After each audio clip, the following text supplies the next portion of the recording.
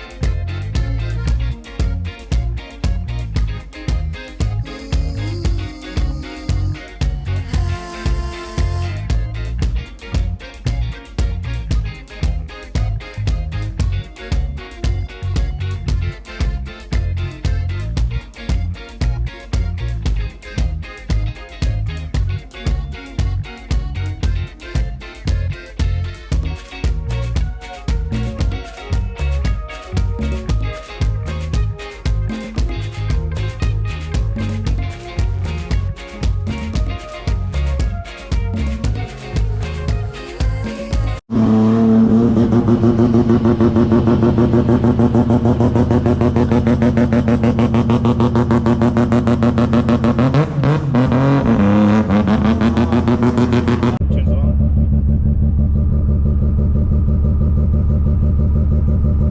Tuna Troy.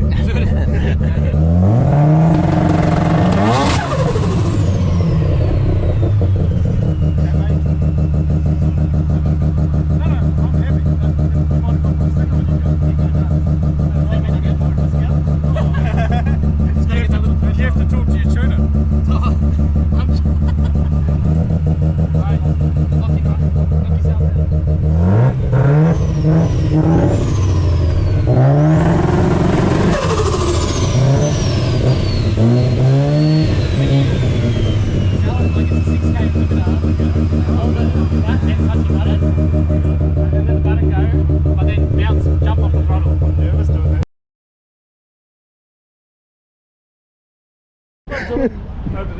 That's That's how you people. get in.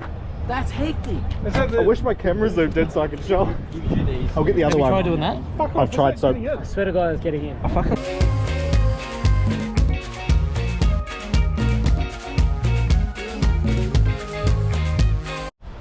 This is it, back for day 2. RX7's just been parked up, moved it over to the other side. Just a bit of worried about all these tents blowing away last night. We had a bit of an incident the night before, obviously. But yeah, I'm going to try film a lot more today. Set up next to Raceworks again, obviously. And yeah, start trying to show you guys a bit of the builds in detail. Alright, so last night Marcus offered me a GDX sedan. And I go, I love it. But my thought pattern went, it doesn't have a box, and like, I'll just put a different motor in it, so I'll make it rear-wheel drive. You could? Yeah, and I'm like, oh, might as well go rotary. And then my mindset goes, oh, if we're going to make it rear-wheel drive, like how hard would it be to cut the boot out and just put the motor in the boot? Like, and then You can't do that to a GDX. nah, that's where my mind went like, Yeah. oh, if we're going to do that, I might as well just buy a Civic and buy like an Accord Euro and just put the motor, like, Yeah, bro, something nearly like bugging me up. Like if it wasn't midnight, I would have been on looking for another car. Like. Yeah. No, that's definitely not the car you want to be doing that. No, exactly, but that's it, yeah, that's how the crazy ideas form. Exactly, man. Sorry.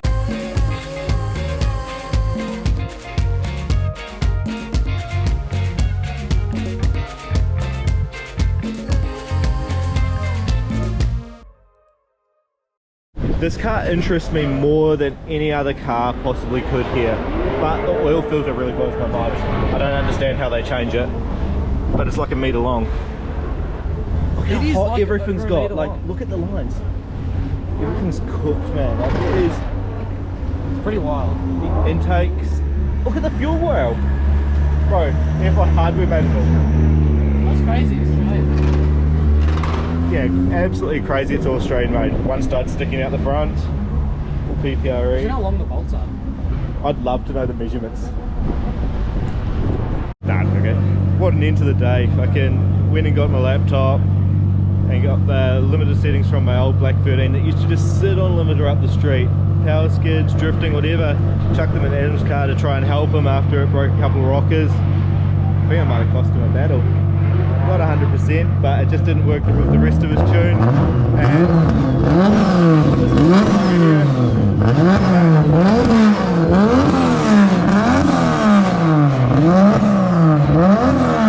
We'll wait.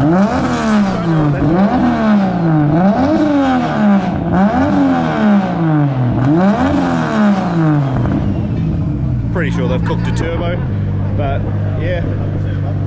Oh well. Might have cost them the battle, but we did what we could and we actually committed to it. And I trusted my settings. So we've gone back to something else Jimmy's just gone and put in, but see how he goes when he goes out and tests it. It's an absolute shame that there's no time for testing, even with all the work Agus has put in. I feel like it's the car everyone wants to see. Haven't really filmed it out there doing much or sound clips because hey, there's so many good ones already. But Jesus, it's an awesome car. Mad Mike's little MX-5. It's pretty much square, just as bloody long as it is wide. Bloody cool. Big LS bloody KE and the local boys. Pretty much pack up time now. I aimed to film a lot today, didn't really. Kind of just looked at stuff. The wind's been absolutely nasty, sorry about that. walk around filming some stuff now. C63 S15 hiding up there. Liberty Walk R35. The boy's about to drive out. Paddy in his S14. Shook in his 180. I got to go fix the bloody fuel gauge on this week. And then Pete Cruz in his 180 behind. Yeah, that was a fun weekend. It's definitely more watching, showing off the rx7. It was exciting to see people actually taking photos of it, asking a lot of questions, and yeah, just getting to show off my work, which is always good. It's very Absolutely wild. Wild doesn't even explain it though, like, It's out there. It's yeah. something I haven't seen before. Yeah, like, should not be a drift car. Both should not be a drift car. And then fucking this bloke battling against his own car. 2 front wheel drive cars drifting better than most fucking pro cars. No, but it's true though, you get like, I've seen pro cars that can't drift, and then these two, They're kind of set up Yeah, like- alright, you know, for vans, but... I mean, there's some good parts in them both, isn't there? yeah. Like, if that was a K70 with these parts, Yeah. this would be off its head. Yeah. And if that was a 350 with these parts, Exactly. off its head. Yeah, exactly. Yeah. That's right. They're both capable cars. They're just in van bodies. And now they look sick. Is this really a van though? I don't know. It's- They're 7-seater factory. So I cool. guess if you're 7-seater, you're a van. It gives me some weird encouragement to build some stupid yeah, shit. good. Absolutely no gauges all weekend. Just didn't need to know. Screaming to 9.4. What a car. Again, what a car. 4 brides, nearly unattainable seats in this condition. M-tron dash, pretty sure it's got motif, everything. What a car from Jay.